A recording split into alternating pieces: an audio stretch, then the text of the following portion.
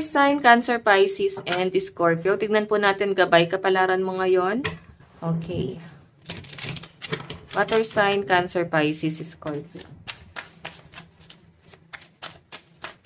So, meron tayong The Magician. Water sign. Meron tayong Seven of Pentacles.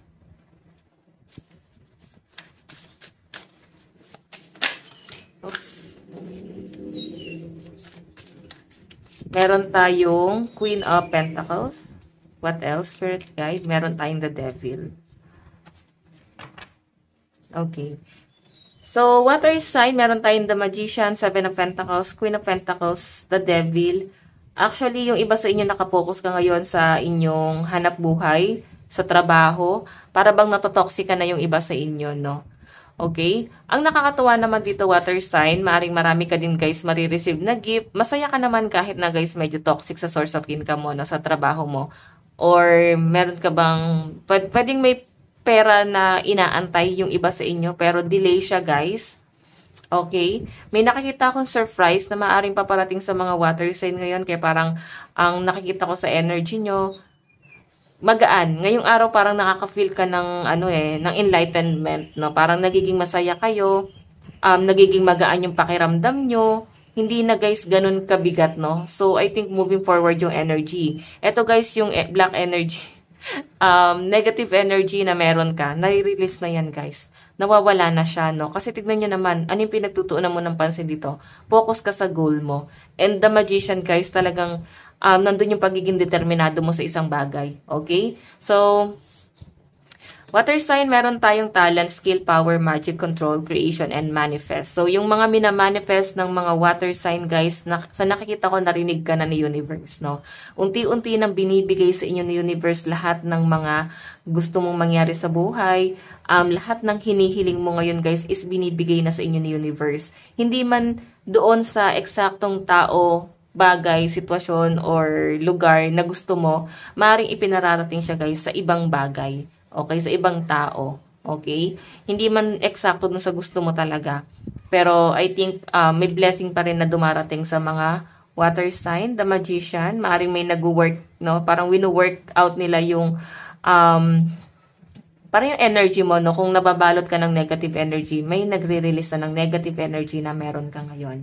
Okay, meron tayo kay Seven of Pentacles, growth, waiting, discipline, harvest, and hard labor. So, ito guys, hindi mo naman daw guys kailangan magmadali, no? Lahat ng minamanifest mo, lahat ng hinihiling mo, darating at darating, ibibigay sa inyo. Kailangan nyo lang guys ng mahabang pasensya, disiplina, and at the same time, focus ka muna sa sarili mo, no? Habang inaantay mo tong harvesting na to.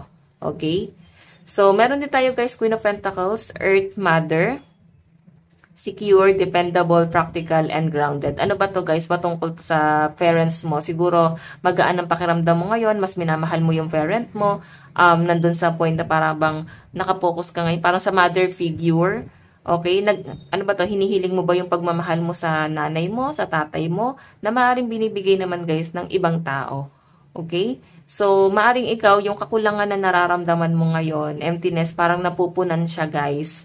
Okay? Kung hindi man, guys, doon sa ibang tao, pwedeng yung taong ini-expect mo mismo yung nagpupuno ng mga kakulangan na nararamdaman mo ngayon. Okay? So, eto, guys, hindi mo rin daw, guys, kailangan dumepende, no? Doon sa taong gustong-gusto mo.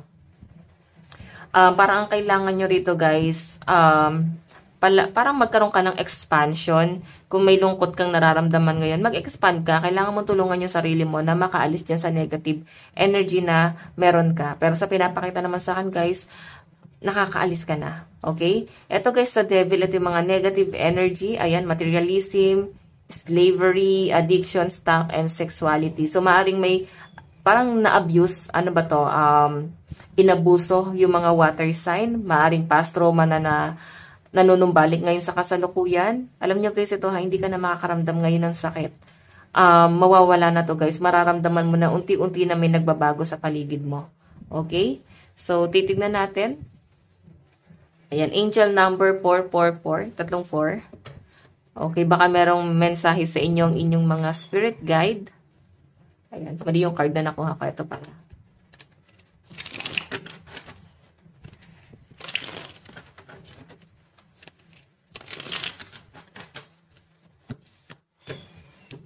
Tingnan pa natin.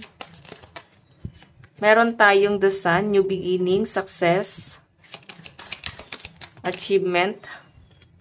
Meron tayong Three of Swords, Ace of Wands. Okay. And meron tayong King of Swords. So, guys, parang kulang tayo ng isa. Okay, sakto lang pala to. Okay, so water sign yung under ng The Magician is The Sun. So, ito kasi guys, achievement, no? Ipagpatuloy mo lang daw yung pagsisikap, kasipagan na ginagawa mo, yung para bang focused ka talaga sa goal mo, and alam mo kung ano yung ginagawa mo. So, I think nandyan ka sa right path mo. Ang water sign, ipagpatuloy mo lang kasi maaring makukuha mo tong achievement na to. The Sun. Napakaganda nito guys. Success yung nakikita ko sa inyo. Magandang ibubunga lahat ng mga pinagdarasal mo. Ibibigay na sa inyo yan. Okay? Meron tayo guys 7 of Pentacles. Growth, waiting, discipline, harvest, and hard labor. And yung under niya guys is 3 of Swords. Nahihirapan ka, no? Nahihirapan ka na ipagpatuloy minsan. Parang minsan napapagod na wag na lang kayang ipagpatuloy. Minsan nandun ka sa point na iniisip mo kung meron pa bang patutunguhan, makakaalis ka pa ba, lumilipas yung panahon, parang feeling nyo guys, wala naman talagang nangyayari, parang ganon. Pero sa pinapakita sa akin guys, maaaring distracted ka eh. Hindi ka makapag-focus sa goal mo ngayon kasi ano ba to, nasasaktan ka, may problema ka. Siguro, isang tabi mo muna itong mga problema mo na to kasi napakaganda ng maaaring mangyari sa inyo. Kailangan nyo muna guys, water sign, ialis tong mga negative energy na nararamdaman mo ngayon sa sarili mo, okay? So, meron tayo guys, Queen of Pentacles, Ace of Wands. May nakikita ako na para bang naiinip na yung iba sa inyo. Baka meron kayong iniisip na biyahe dito, Ace of Wands. Marami din ako nakita na parang maraming tumatakbo sa isip ng mga water sign ngayon. Okay, kung ano man tong biyahe na inaantay mo, mukhang talagang nagkaroon ng matinding delay. Mukhang mahaba-habang pag-aantay mo na daw dito, okay? So, meron tayo guys, the Devil and King of Swords. May nakakita ako na para bang ito, inalis mo na nga to kasi may transformation ka nang ginagawa sa sarili mo. Ayan no, sinisimulan mo na guys sa sarili mo. May pagbabago kang ginagawa sa physical appearance mo. Ano ba to? Nagpapagupit ka, nagpapakulay ng buhok, nag-exercise.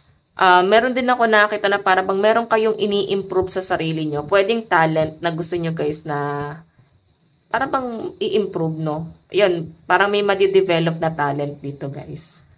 Okay? So, parang bagong ano to, guys, eh. Nagiging passionate ka dun sa bagay na yon.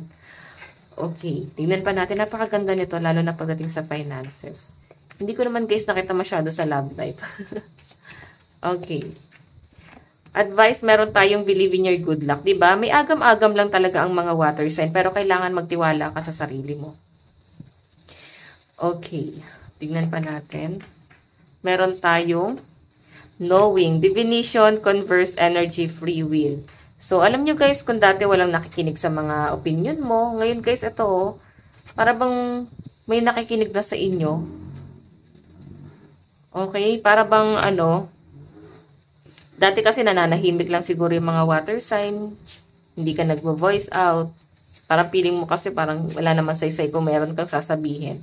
So, ngayon guys, alam mo, marami ng tao na makikinig sa inyo. Kailangan mo lang dito, water sign is, wag kang matakot.